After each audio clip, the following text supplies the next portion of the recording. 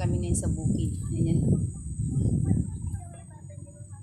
Bundok-bundok. Labas nga, labas nga.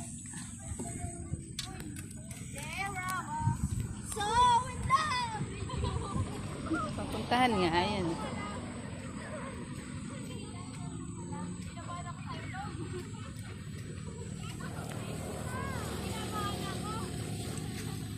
Yun, makita doon yung kapatid ko.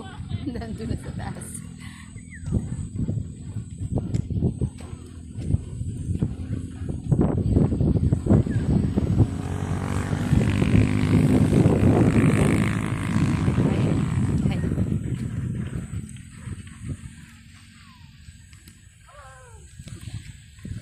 Doon, yung aking kapatid doon sa taas.